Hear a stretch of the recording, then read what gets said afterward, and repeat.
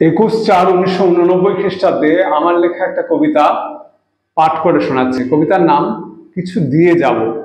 সমুদ্র আঁকবো বলে এখানে আসেনি, এসেছি সাগর তীরে নোনা হাওয়া খেতে, হাত ধরে তরঙ্গেতে নিজেকে মিলাতে। অমনি আসেনি তাই অমনি যাব না, কিছু নিয়ে যাব।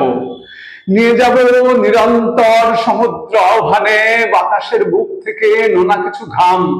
নিয়ে যাব অতলান্ত জলের আহ্বানে, নরম হাতের স্পর্শ, শ্রুতি, গন্ধ, মন, শিশিরের জলে ভেজা অনন্ত জীবন।